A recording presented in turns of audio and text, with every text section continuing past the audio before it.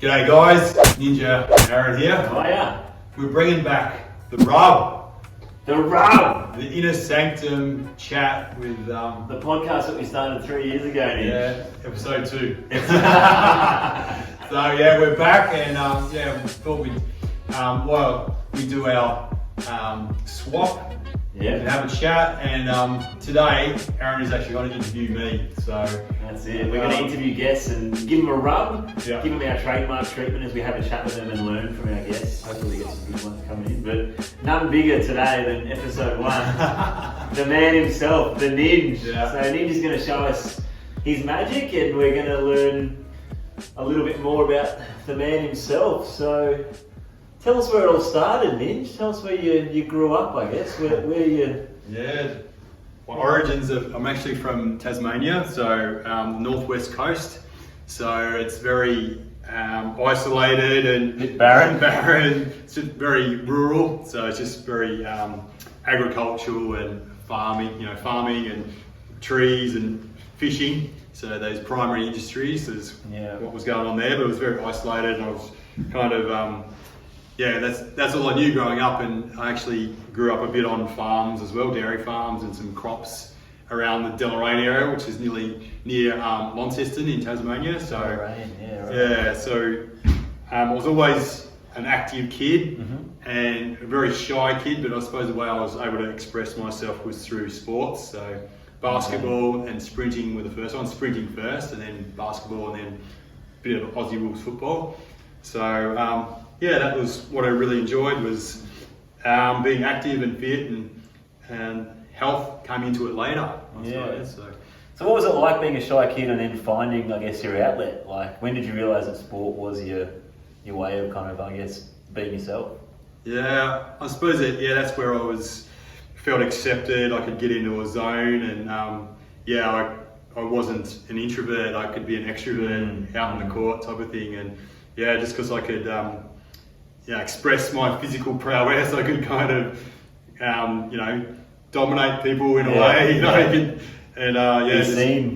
just be seen, and just sort of have that banter, and that competition was sort of that was allowed to be expressed and displayed, and it was a lot of fun, having your rivals and your battles and things like that. And I suppose it's still true today, isn't it? We kind of still have battles. We've got a big rivalry going on right now. We move forward to today. It's epic, isn't it? It's only been the last few months that it started, but the 150s in our sprint day on Friday. It's just unbelievable. Like, we have a little handicap. Like, I give Ninja maybe going 6 meters, but every race is just down to the wire, isn't it? In the 150s. Yeah. I'll fast forward a little bit. I'll get back to interviewing you, but I had to be quiet, because if he heard me, he has this extra gear he drops it into. But nowadays I'm as quiet as a church mouse, and then he goes, where'd you go? It's all very tactical, and I look for his shadow depending which way we're running. But since he's been really quiet, I can't even hear him. So he's ninja-like, so I know he's must be treading lightly. You should have seen at the end of the course we filmed. We did the biggest. I don't know, it was the biggest load kind of we've ever gone through from a sprint perspective, But like, we both had some Achilles things pop up just from running on really hard surfaces. And there's one session, he looked like a pirate running on a wooden leg, and he couldn't plant on his left foot, and he still beat me.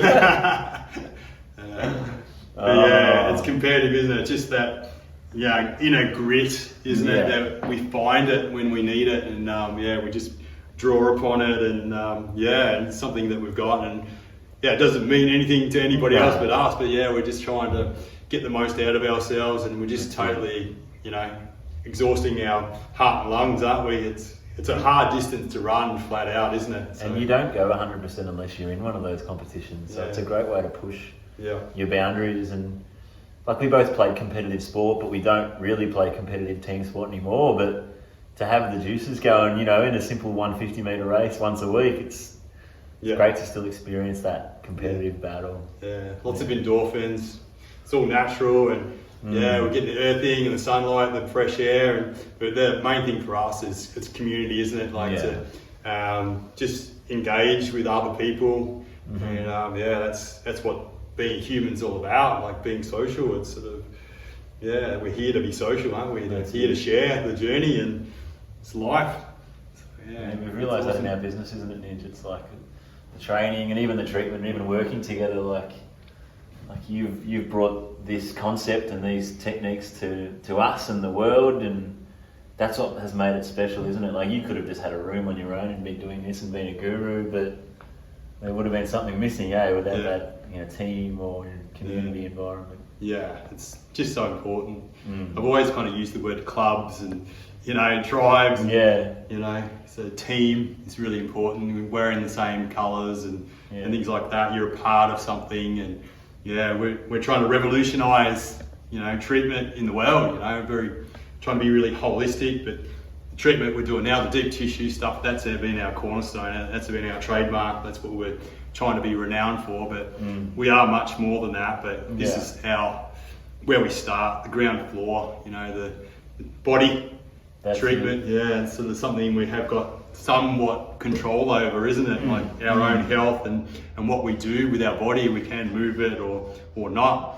So it's I kind of knew that really early on. Like no matter what your values were, if you had physical health, you could have mental health, you could have financial health, you could have relationship health, things like that.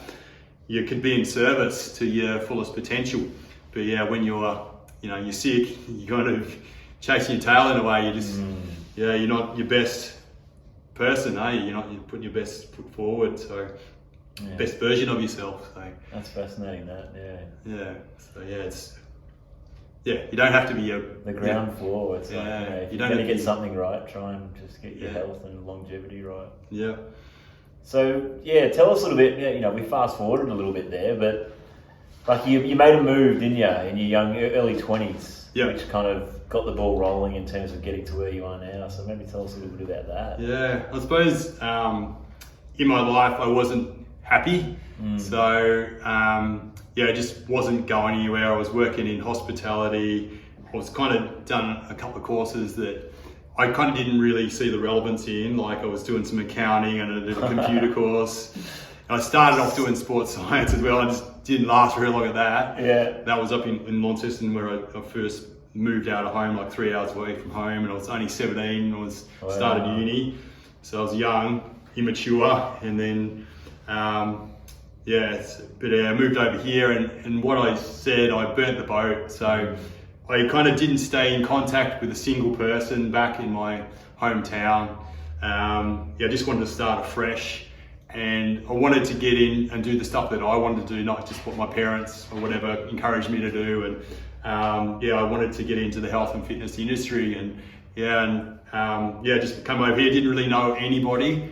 But that made me really learn how to network, how to make friends, and all those different things. So and that's a really important thing that we do in our business now. We teach is the first impression things, and finding common ground, and eye contact, shaking hands, and connection. And even confirmation is a word I like confirm that the appointment is on, so there's a connection there even before they make it into the clinic. They know which clinic to come to, they know the door code, they know all those different little things.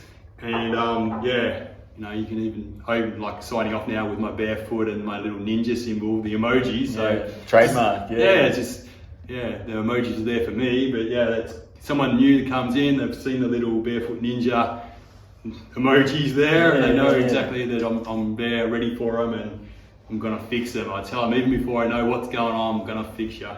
So that's what you. It's so interesting. So you think it was almost like you were destined to be shy at a young age because you had to understand these kind of elementary concepts of human interaction, but that set us up. Us coming into your business and being your students. It's simple stuff, but it's probably not taught or not understood, how healing it can be. Like you say, I'm going to fix you, you connect with them at such a first point in their healing journey. But I think that those little 1%ers that you do are what set you apart and are what set us apart because of your learnings in your life. So it is fascinating, man. It's like when you think about like fate, when I look at your life, knowing your backstory, it's like all the things that you've encountered have kind of led you to this point of being this kind of guru in the health and fitness industry, man. So it's really cool. Yeah, I suppose you can turn all the things that you can see as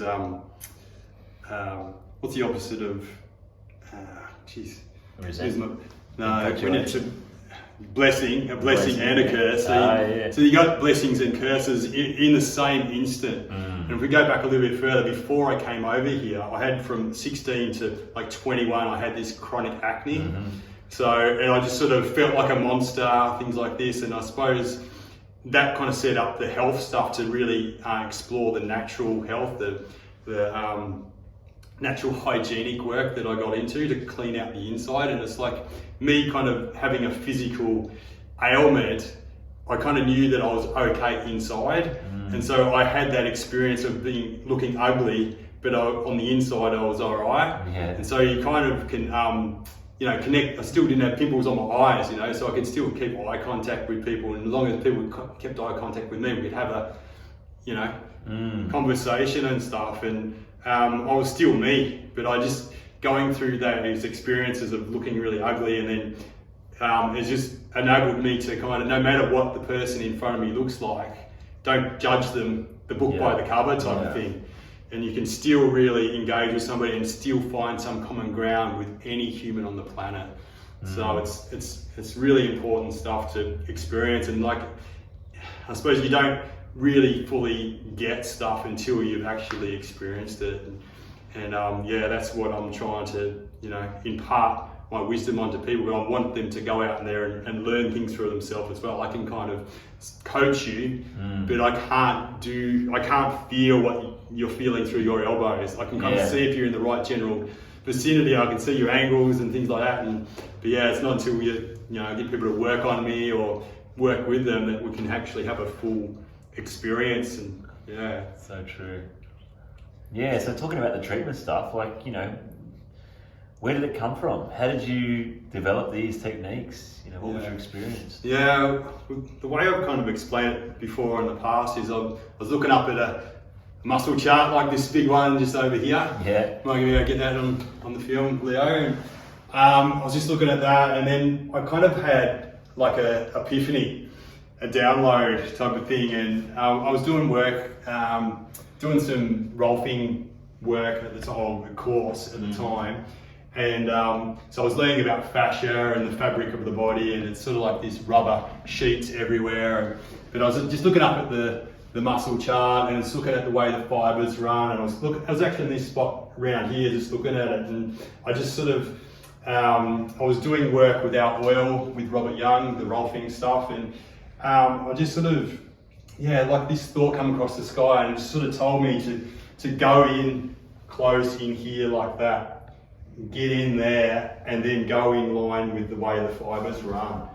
And I just sort of just went with that idea and looked at the way the fibers were going, and just lots of work on my own body. I was pushing into my own pubic bone, my own hips, my own neck, things like that. So one of my first wins was fixing my own neck. So I had a neck injury when I was 14 years old. I got kind of rolled over and used my head as a fulcrum, and just stuffed one side of my neck, and it just cracked. And I was always doing this. I was a little uncomfortable in that for 14 years. And then when I was 28, I just jammed my thumb up into my occiput on here, and then the elbow into the ceiling of the car, and just held spots. You were driving, weren't you? Driving, put myself through all sorts of curry, but it was just that determination just to push through it, and learning what good pain was up against trauma and damage and things like that, just holding a spot. And it was just one 45-minute car trip. 14 years of pain was gone. So, and I just sort of, people were coming in, even I can remember this lady was a physio. She'd been a physio for 15 years, had knee pain. And I was just really new to industry. I didn't know much anatomy, I still don't know much anatomy. But anyway, I just had a crack at working on her knee. And she, I was sort of put her on a pedestal a bit because she was physio and things like that. But I actually fixed her knee. So I was like, I like this view. This is good. So we started just going deep and slow, and I was starting to get really good results. So I was treating lots of sprinters and stuff back then. But then I started getting people in with chronic pain, and just, you know, all I did was just went deep and slow and just tried to find those spots, you know, where they had the pain. And I realised a lot of times it was right on the tendon, right where it attached onto the bone, and just I started seeing patterns appear, and I started, you know, just sort of observing stuff in nature as well, where things get caught up, where things get stagnant, where pain occurs, you know, whether it be in a river or a gutter or something like that. And yeah, just started transferring these kind of concepts that you could see visually in nature, and then beneath the skin, I kind of figured that the same sort of stuff was going on. And then looking at the natural hygienic work, going back to that as well, like a lot of that principles and that is, we're all pipe work. You know, with pipes, like our longest pipe is from our mouth down to our butt, but our veins are pipes, our tendons are pipes, our bones are pipes, our brain's just pipes, you know, and what normally goes wrong with pipes is they get blocked up. Like 97% of the time, I think it is, like they don't burst that often, or, you know, things like that, but they do get blocked. And that's the primary source of disease and dysfunction on a physical level. And I suppose you can transfer that across to the conceptual level as well. You're blocked, you're stuck, you're stagnant and things like that. So where there's flow, there's health.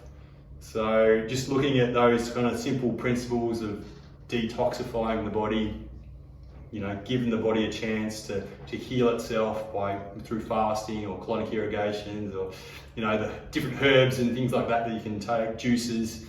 Yeah, I just sort of went on this journey, and I just went on this pursuit, I think it's called. Like, every single person on this planet has got a pursuit.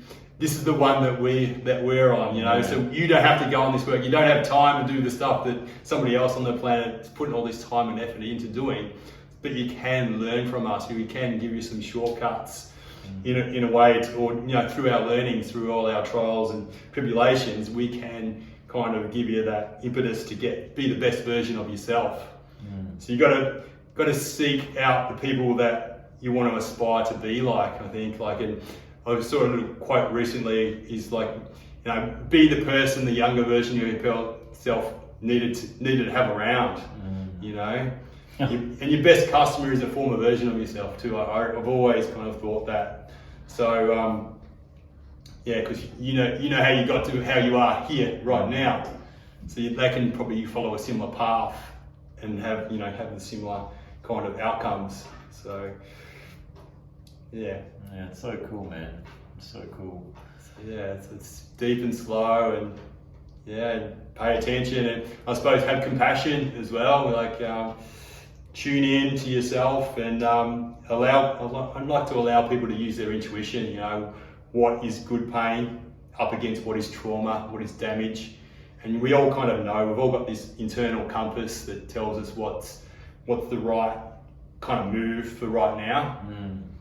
So yeah, just tune into that, trust in that, trust in nature, and, you know, like health. You know, we get programmed about our health through marketing. And we were just saying this, you know, earlier today, you know, like a lot of it isn't actually founded on what's natural and normal. It's kind of, people want to sell you vitamins, or they want to sell you pharmaceuticals, or they want to sell you, you know, whatever it might be. It's not necessarily truth. They've got another motive for giving you that information. And they've got a confirmation bias. They want to confirm all the stuff that's in alignment with their product or whatever, but they're not going to tell you the side effects or the downsides and things like that. So yeah, so once you can start to critically think and try things out for yourself, then you can start to get some real answers. And yeah, a lot of times it is by tuning into nature that you'll find some wisdom there. So it's cool to listen to you sometimes when you talk like that, Ninj. You spit some gold, brother. But what are the aspirations, mate? Like, you know, we've got to this point where you've come from and what we're trying to build here, but what are some long-term goals for you, do you think, man? Yeah, I suppose we've got a few different things going on now. So we want the bricks and mortar business, like the tribe of people. I really love that, you know, family that we've created, that community, the bonding. We're regularly catching up with every single person at least once a month And yeah, so I'd really like that to keep on going, and I'd like other places all around the world to be like this, to, you know, to form and fortify, you know, to be able to deliver this kind of service that we're offering. You know, I think that'd be just an awesome thing. Like if, like I've said, every major city around the world, have someone doing this work. Yeah, have this kind of work, even if it's 1 or 2 in each city. But you know, it'd be good to have 20 or 50 people in each city, you know, that can form teams and have clinics around those cities to have a place where people can go and get fixed, you know. So and kind of have that holistic kind of work done. So I suppose that's a big kind of goal for us. Dream, yeah. But it's more than just the treatment. Like, the treatment's amazing, like what I'm experiencing right now. But it is that full experience that I think people just gravitate towards and can connect with. It's just real human interaction, just genuine love and support for someone coming in the doors that you just want to genuinely help them, you know, like in a really ethical way. And it is just natural. Like, we're just trying to, like you said, clean pipes, find old pain, old trauma, clean it. Yeah. And then just build the body back, build confidence, empower people through strength training and sprinting, just natural things that every human should be able to do to some extent. So yeah, it's a pretty simplistic kind of formula when you think about clean first and build second, which is our motto, isn't it? Yeah. And I think sometimes that simplistic way of understanding things actually people can grasp it, you know, and they can go with it, and it's easy to understand, and it's not complex. It's just clean the body, clean the mind, be strong, be mobile, live according to nature, and then teach others to do the same thing. It's pretty noble, isn't it? Yeah, it's awesome. But I reckon going back as far as humans existed, whoever knows how long that's been, but they would have just intuitively done this kind of work. Like they would have known that if you could put some pressure onto a certain spot, that would help to unravel that trauma, you know? And like, you just know what is productive, you know what is healing pain, you know what's going to be better in the future. You just intuitively know. It's like a language. We've said that quite often in our videos. It's a language. So if you can kind of tap into that, you can work with somebody, you know. They would have been in the cave going, oh, can you push in here for me, mate? You know, just this bit here, to the left, like that. It would have just been like that, and they would have just sort of explored. And they would have gone outside and got some big boulders and atlas stones and then ripped them over their shoulders. Yeah, picked up some big rocks and chased after some animals, or run away from some animals or whatever. Yeah. But even like the sun, you know, like you gravitate around a fire and you try and seek the sun in the morning, and like, that's not conscious stuff, is it? That's just your body just gravitates you there. Yeah, we want to look at a sunset, don't we, or a sunrise. It's artwork every day. It's slightly different. It's just, but it's magic when you just see it. It's ultra cool. So ultra cool. Yeah, it's living life to the max. You know, I suppose. And the other parts of our business we want to get going is, I suppose, online courses. We've got 2 fitness courses we've already produced, and the Fix It Yourself is going to be a standalone course, which is in the fundamentals of fitness as well, and then the practitioner course, I think that's going to be the one that a lot of people will get a lot out of, because we kind of poured our heart and soul into that, and it was everything we knew up until that point. And we just got it all out on video, and it was magical, I think, trying to get all that out. And that's like our mission, to educate people all over the world. Like, if you buy that, you basically get the Bible of MMT's techniques. So all our secrets, how we get it done, and it's yours as a reference just to go back on over and over again if you need to. And I think that was our way that we could get people all around the world doing this kind of work, you know. And so that's kind of a thing. And I think we like to do more in-person workshops and teaching stuff as well. And that'll come. We'll go on some tours, Ninja. We're going to go on tour, but we just want to keep on living our life. Like, just keep on lifting, keep on sprinting, keep on fixing, you know, keep on chatting, you know, keep on sharing, spread the word, you know, keep on evolving. Like, it's sort of like, yeah, we're continually learning. Like even after I'd finished filming the course, I felt like I just knew the work so much deeper, and even had downloads on it, how it all works, and I'm continuing to get downloads on the simplest of subjects. It's just like, how do I know that even more in depth now? It's just, I thought I just nailed that simple subject. So, but it's, you can get a deeper understanding through, all different kinds of experience. So, to know this kind of deep tissue work, we kind of say you gotta watch it from a master, receive it from a master, and then treat the master. You need coaching in all three of them to show what you're looking at and what you're feeling for, and kind of.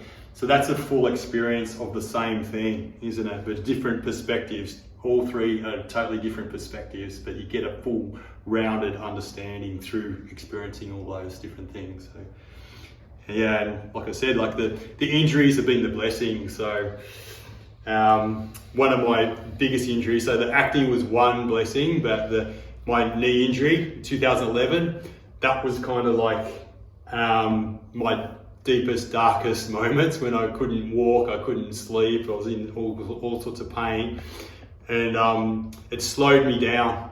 So that was the gift of slowing down, gave me time to contemplate, reflect, and give me some inspiration for what I want to do. And what I really wanted to do was sprint. Okay, and I'd already done my knee previously, and I came back and I played footy, no surgery, but this time I knew I couldn't half-ass it, I had to do it properly. So 11 years on now, no surgery, I can do every single thing I want to do, like play footy, basketball, sprint, jump, whatever I want, ski. But I did it properly, and that was the blessing, because I started right from scratch. I could barely walk, so I kind of had to learn everything again, and that's where the barefoot stuff really come into play, and the treatment, had to really knuckle down on that again. And I was teaching it a lot more to a lot more of the people who were starting up clinics back in those days. And I think that was from shit flowers grow, the phoenix rising out of the ashes, all those kind of things. You kind of need those big traumatic events sometimes for the real journey to start, so you just give you even more purpose. And that's where I kind of think a lot of this sort of started from, and I didn't do it alone, so I got community around me. So I knew I wanted to do this journey of sprinting and jumping and lifting and things like that, and all these clubs started, Lift Club and Sprint Club started. I had started Breakfast Club as well back then too. I was sort of once a week, I got people to go to different cafes around Melbourne, and we just sort of connect. And that's it. Well, that's just Sprint Club and Lift Club are a massive part of our business today, isn't it? So it's cool how that started. It's where people can continue their journey with us, even once they're fixed. They can use it to continue to get fixed, but they can stick with us and just really enjoy the company and the vibe that we provide. So that's it. Your vibe attracts your tribe, huh? So I suppose we're a bunch of misfits in a lot of ways. We're all unique, and you can't be too normal to work here. There's the conventional people don't really kind of get us, I don't think. So but people that really resonate with us, they'll see our work, they'll see our videos and stuff. I need that. They know, they can their mirror neurons is fucking firing flat out. They're wow, I need that treatment. That just the pace, the angles and all that kind of they pick up on, and they just know that this is something for them. It's just the energy as well of the people in the videos or around the place. Like so many times people just come and experience just being with us for a few hours, and it's just infectious. Even for us, it's like every day it's something amazing happens. So it's a great environment to be around all the time. We say that every day is epic for us. There's always something amazing that happens today. So there you go. First episode of The Rub. I think our time's up. Time's up. Keep it in half an hour. So I hope you enjoyed that one. Ninja's backstory. We could probably do a couple of hours on your backstory, but I think we got a lot out there. That was pretty educational, I reckon. Yeah. So thank you, bro, for being the Thank first you. guest, even though I'm the one receiving. You're going to be the main interviewer, I'll be the main treater, and That's the way we're going to do it, eh? yeah. All right. Us two in the first 2 episodes. Yeah. Look out for episode 2. Thanks for joining, guys. Like and subscribe and Oh, all that kind of stuff. Getting good. Join us on Patreon. See you guys.